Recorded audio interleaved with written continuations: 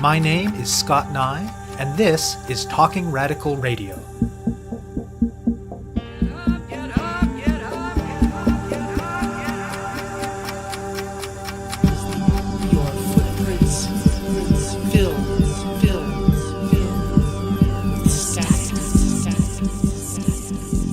Hello and welcome to Talking Radical Radio, where we bring you grassroots voices from across Canada. We give you the chance to hear many different people who are facing many different struggles, talk about what they're doing, how they're doing it, and why they're doing it, in the belief that such listening is a crucial step in strengthening all of our efforts to change the world. On this week's show, I'll be speaking with Estelle Davis.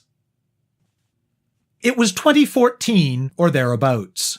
In the broader culture, it was a moment that some have come to call the trans tipping point. Trans people, particularly trans women, reached an unprecedented level of visibility. A key symbol of that moment was the appearance of Laverne Cox, one of the stars of the TV series Orange is the New Black, on the cover of Time magazine in June 2014, the first openly transgender person to do so. Another milestone was US President Barack Obama's mention of trans people in his 2015 State of the Union address. Again, the first time that had ever happened. There was also a more generalized increase in the visibility of trans people in popular culture, and at least a modest increase in the willingness of non-trans social movements, even those with relatively moderate progressive politics, to more consistently recognize trans people as legitimate subjects of their own struggle for justice. Around that time, Estelle Davis was living in Montreal and coming out as trans. She was also getting to know two other newly out trans women who soon became close friends and political collaborators. While still fully recognizing the importance of representation and the ways in which visibility both symbolizes and sometimes catalyzes certain kinds of change, the emphasis on a politics of visibility, quote, didn't sit well with them, according to Davis. For one thing, many trans women face barriers to accessing employment as well as public and private sector services, to getting appropriate identification, and far too often just to existing in public space. On its own, cultural visibility does little to change any of that.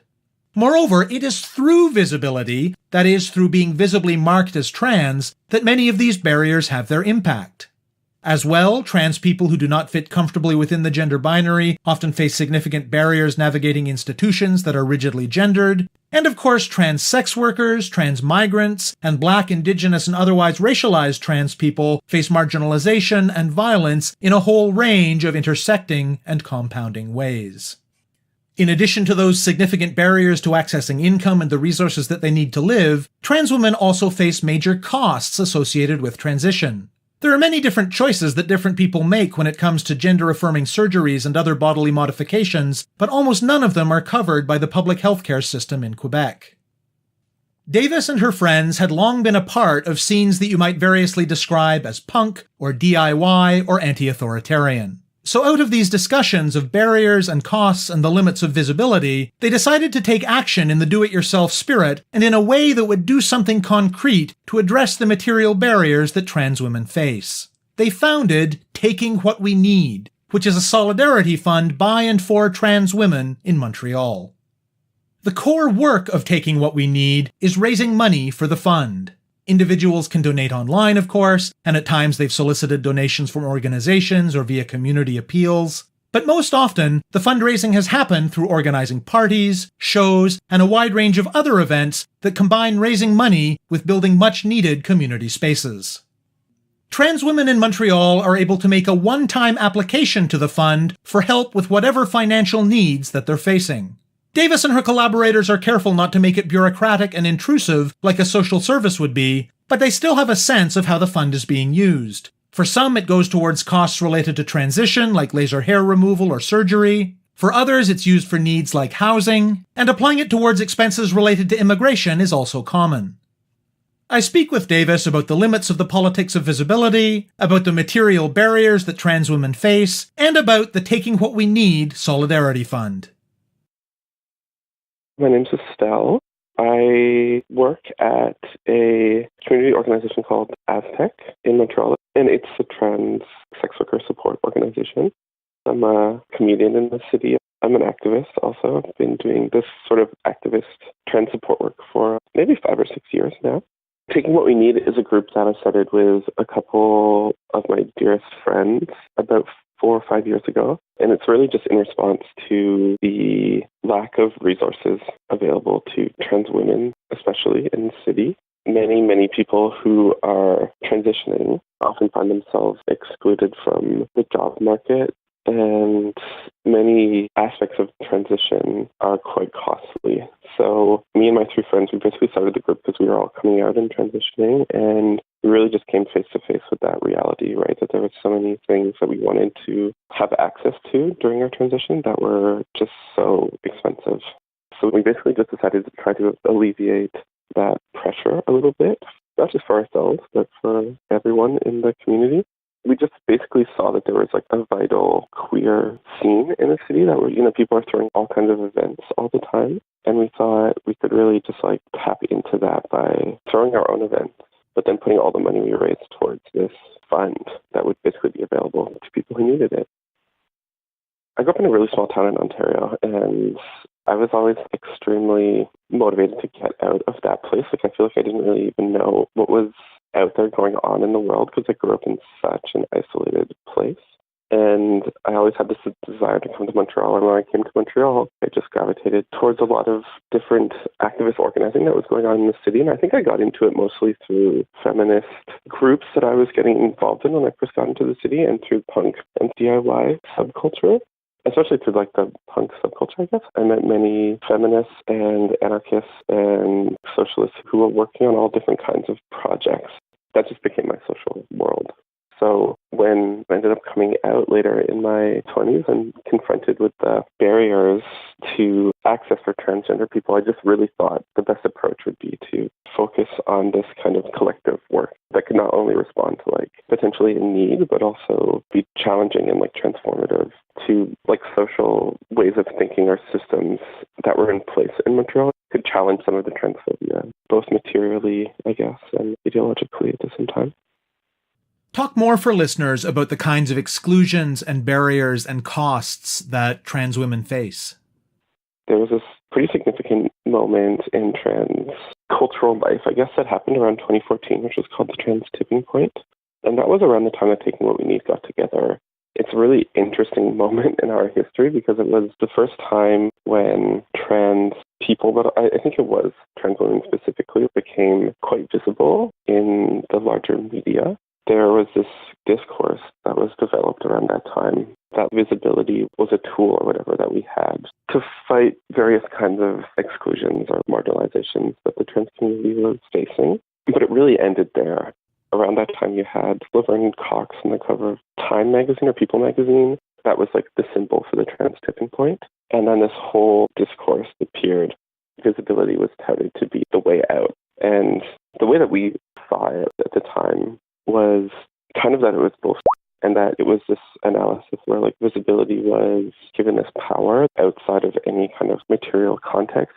So just like to be visible means things will change, or like to come out means things will change, or just like to be yourself means that the economic or material or that the different kinds of oppressions that the trans community were facing would just somehow like go away if we were to just not be scared of being visible.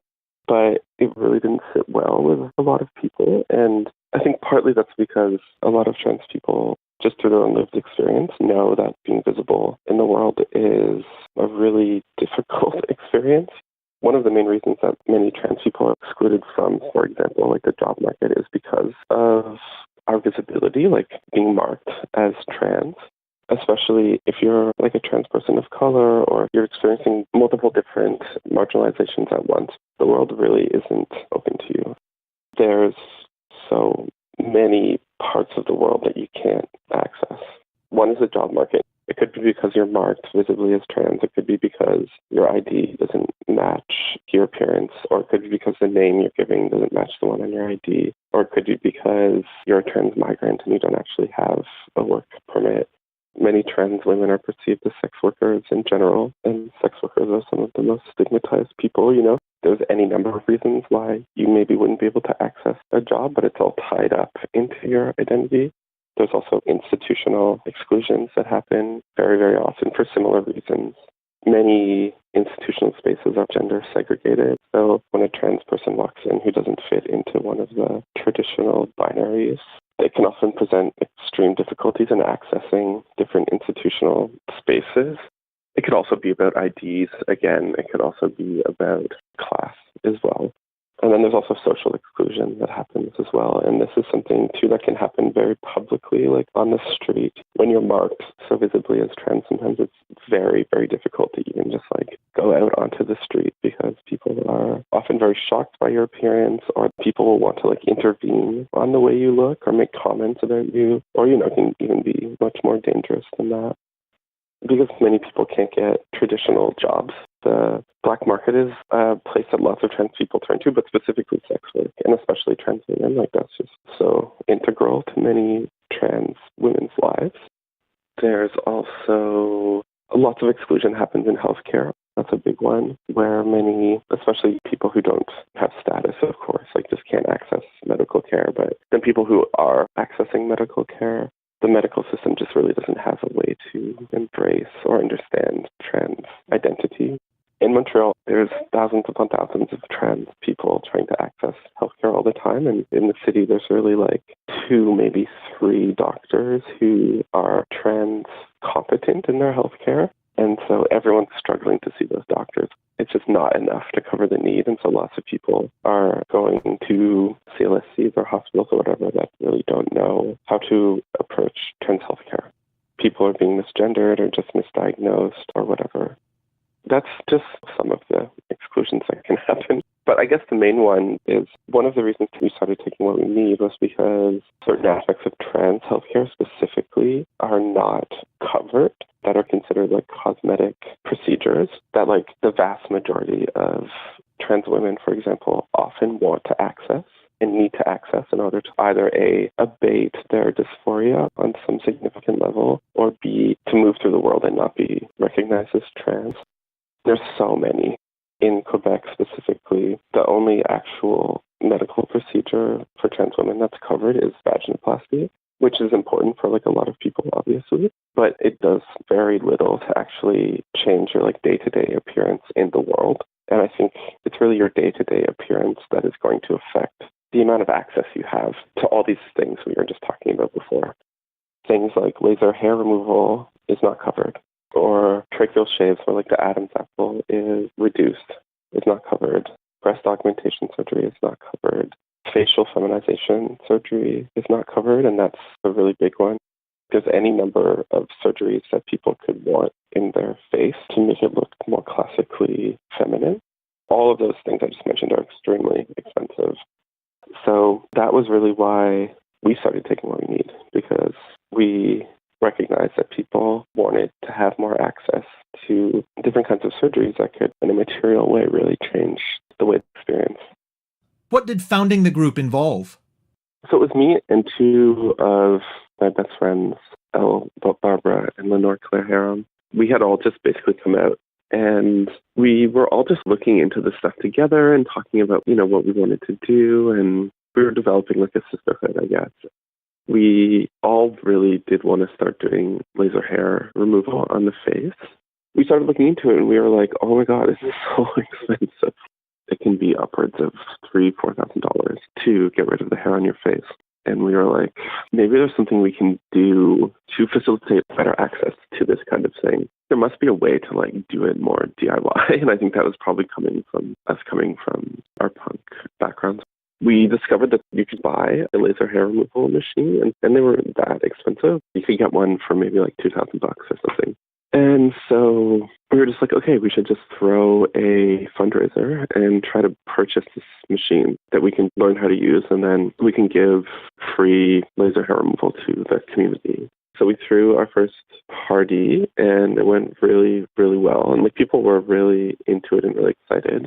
And we raised a bunch of money. I think we raised more than the $2,000 that we needed. But then Elle, we had this money and I was really excited. But then she was like, I'm actually going to talk to my esthetician friend who does laser hair removal and get her opinion on these at-home machines. She went and talked to her friend, and her friend basically was like, no, they're a scam. Like, they really just don't work.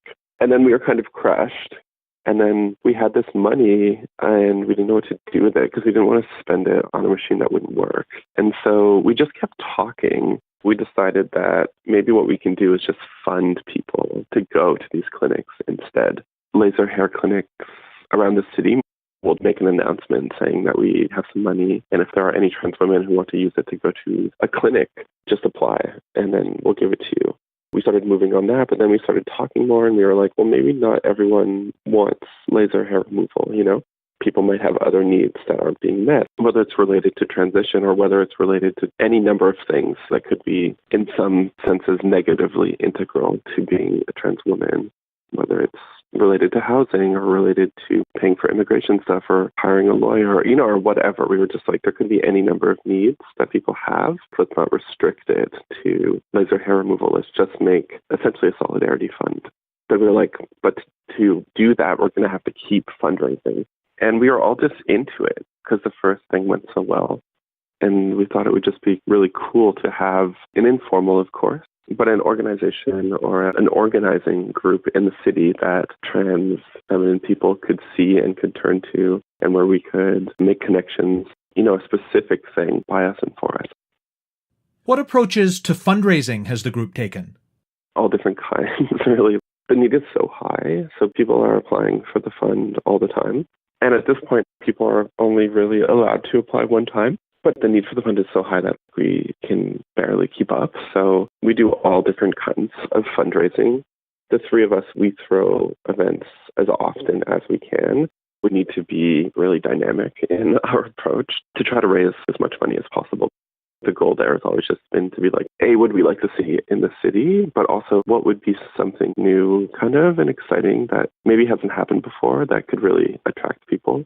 So we do that kind of fundraising. But then also we make appeals to the broader community, the broader city, basically just to be like, if anyone ever wants to donate money to us or like throw fundraisers and donate the proceeds to taking what we need, you know, that would be absolutely incredible. People can donate to us also just like on a one-time basis, like on the internet. And sometimes we also apply for discretionary funding from other organizations. Yeah, just as many approaches as possible. And what kinds of needs are people predominantly applying to the fund to cover? We don't ask for a ton of info. We wanted to make the fund as accessible as possible, and we wanted it to be as distant from traditional bureaucratic welfare models as possible. The goal is never to be intrusive in people's lives or whatsoever, but just to make it clear what the fund was for, and then to trust people.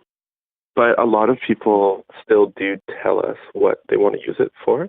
In general, it's for all the things that I've mentioned up to this point, but things that we see consistently are like paying for any fees related to immigration. Housing is a big one, whether that's finding some sort of stable housing or moving out of some situation. We also see debt is a big one. Of course, many people ask for money for like laser hair removal. It's basically all things related to being poor and trying to seek relief from that. Where have the main sources of support and solidarity in the community been? It's pretty varied, I would say. When we first started especially, there was, of course, many trans women who wanted to be involved and to help us sustain these events that we were throwing, like whether that's by volunteering time or like their artistry or any ways that they could help us throw the events and that we could make this project viable. That was a really big thing. And especially at the beginning, because at the beginning, everything was volunteer from like the bottom up. But now in the past couple of years, we've got out of that model and now we pay everyone who helps out at all of our events. Other event throwers also in the city were huge sources of solidarity. So like they would be either just throwing events for us or like wanting to help us with our own kinds of things. Taking What We Need has experienced tons of solidarity, even on the community level too, with other support-based queer projects in the city. Yeah, really just like sharing our events or just reaching out to us and asking questions about like how they could start doing similar projects like this or referring people to us. Taking What We Need has had incredible support since it started and it still continues today. we're very informal. Like, there's very little structure in place outside of, there's a place that the money goes to. We have a structure for giving out the money and stuff. But other than that, there are only 3 people who we try to give as much time as we can, but we can't give as much as we would like to. But the project really just continues, even outside of our own motivation to do it, it seems. And that's really on the broader community in Montreal at large, because people will just be throwing events for us or reaching out to us to help them organizing something. It's really kind of amazing how it just continues to go, and I feel super grateful for that. You talked earlier about the limits that you see in a politics of visibility for making the lives of trans people better. Beyond your own important work, what other models do you see out there, locally or not, that are intervening to improve trans lives in ways that go beyond visibility? There's so much. I think that it is about going beyond the politics of visibility. I guess, while at the same time not leaving that behind entirely or whatever. But there's many, many projects or organizing approaches that I see in the city that would tremendously benefit trans livelihood. And I think of these things more broadly, because even if specifically we talk about taking what we need as a project by and for trans women, I feel like the way that we engage with the broader community at large in Montreal, for me, really speaks to the ways that I think about these sorts of things, because I really think that our approaches to politics need to move beyond the kind of just specific identities.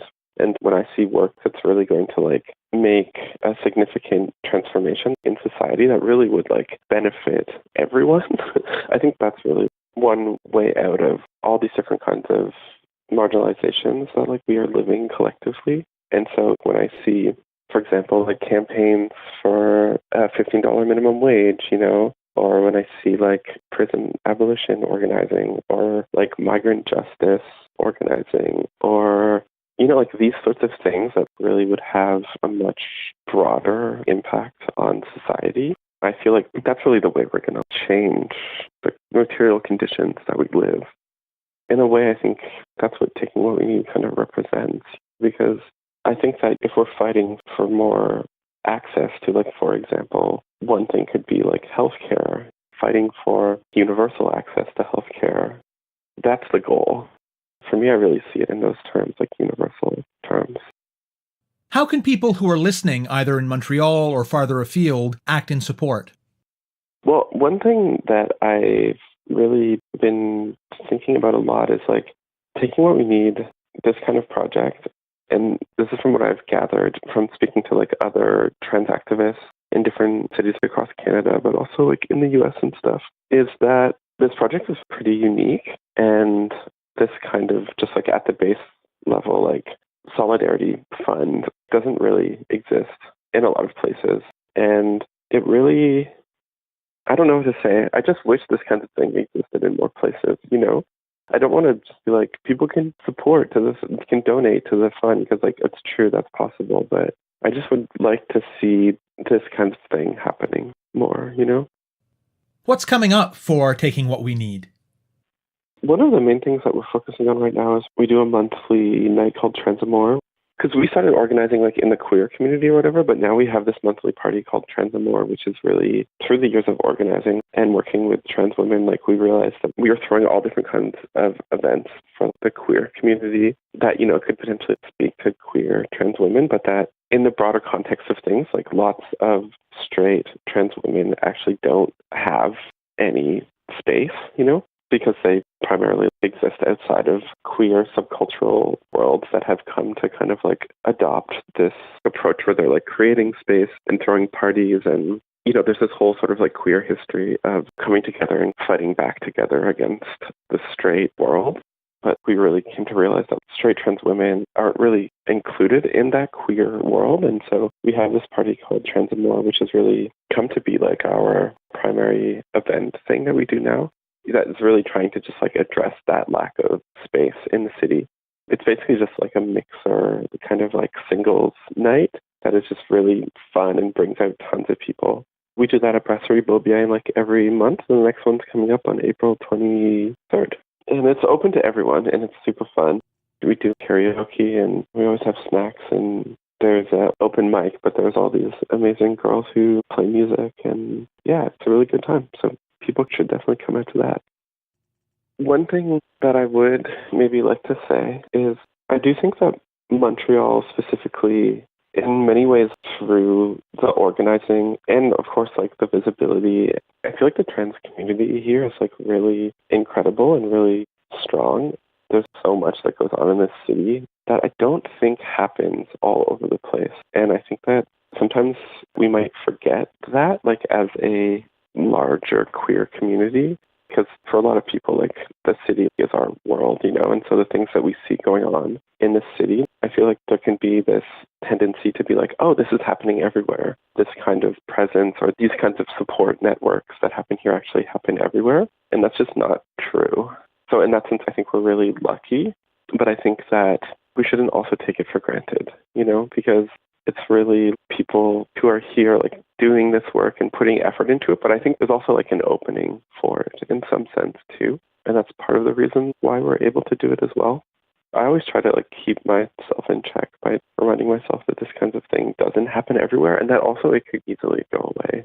If we stop doing it, it can go away. And it's really only been since 2014, maybe 2015, that trans people, but definitely trans women, have gained any kind of social traction, like in queer world for sure, but even in other communities as well. It's been maybe 5 years that trans women haven't necessarily been thought of as like predatory men, you know?